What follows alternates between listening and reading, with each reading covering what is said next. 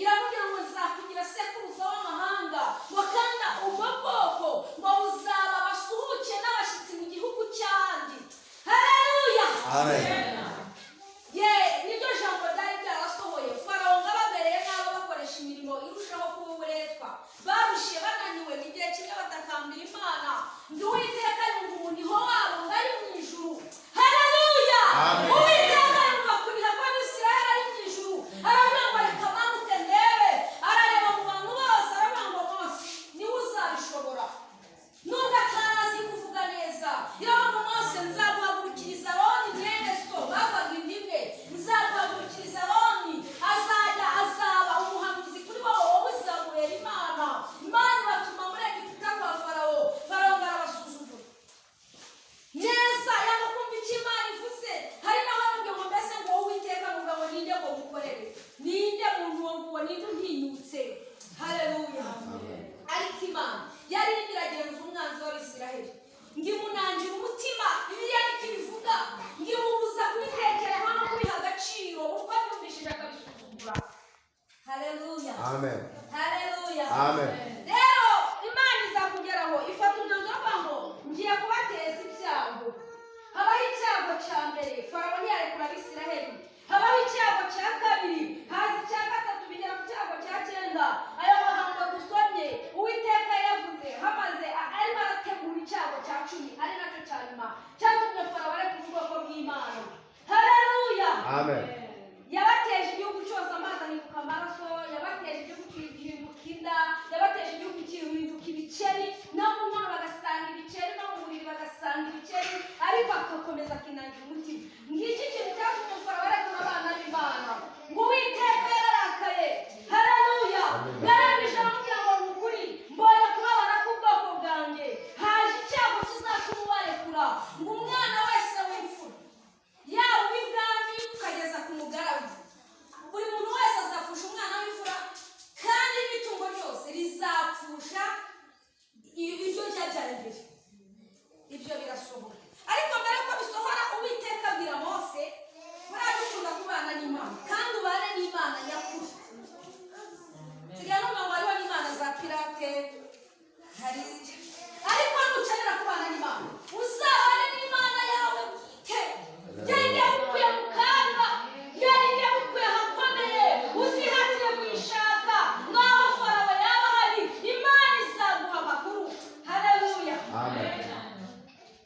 Ngo bararyama, ariko Uwiteka aza kubwira Mose, aravuga ngo uyu munsi ndanyura mu bwoko bwa Egiputa, ndakorayo akantu, mwebwe mugende mbibwire Abisirayeli, babwira ngo bafate umwana w'intama cyangwa bafate umwana w'ihene, babage izo nyama bazirye, ariko amaraso ngo bayasige mu ruhanga rw'umuryango, hanze ku muryango, ngo kuko umurimbuzi naza akabona ayo maraso ntabwo ari bwinjire ngo aze kubarimbura, ariko ahatari bubona ayo maraso araza kwinjirayo abarimbura. Haleluya.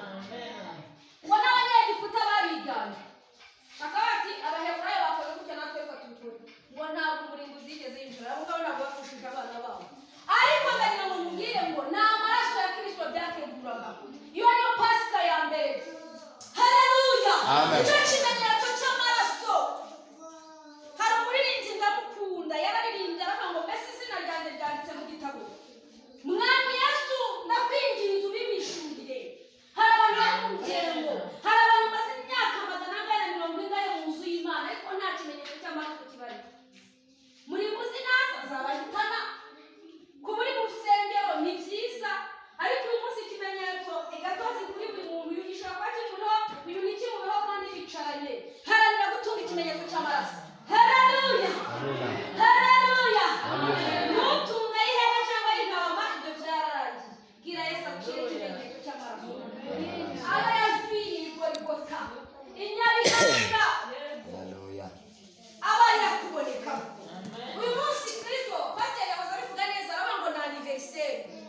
Ntabwo ariko Yesu yazutse kera, imyaka 2000 n'ingahe irarenze azutse.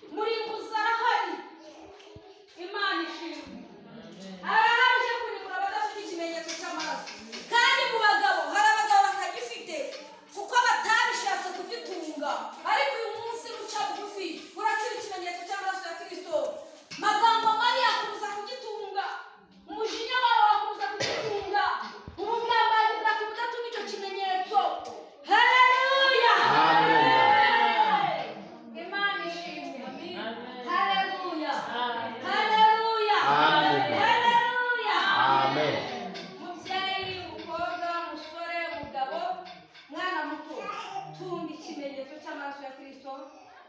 Pasika ikuri nawe umva nawe Kristo umwana w'Imana asukire bugowe wumve hari igihinduka isuzume kandi uvuze kubyumva kugitunze cyangwa utagitunze ibaze mu gihe cyose umaze mu nzu y'Imana ni ibiki waretse gukora, ni ibiki waretse kugenderamo.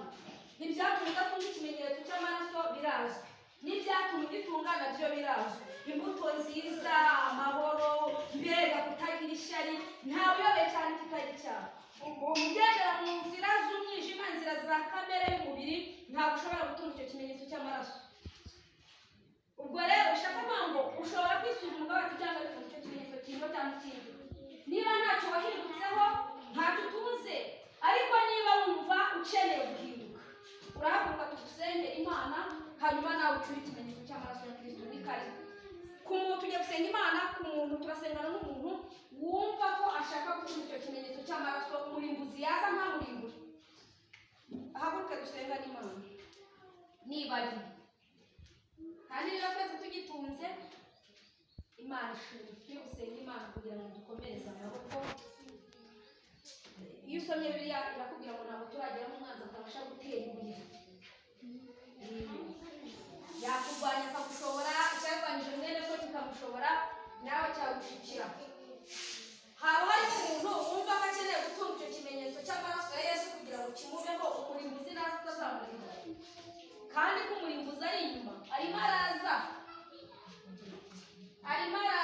umurimbuzi arimo araza. Kwiheba no kwiganyira cyane bigatuma udasenga ukaba kure y'Imana, byatuma udatunga ikimenyetso cy'amaraso.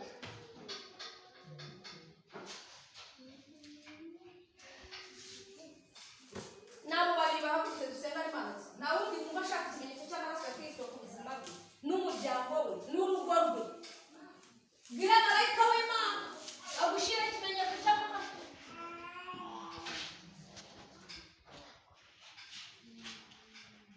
Tugiye gusenga. Niba nta wundi wifuza iyo poromosiyo, tugiye gusenga Imana. Ikimenyetso cy'amaraso ya Kristo bifuza kugitunga, cyangwa umurimbuzi naza azakurimburana n'ingozi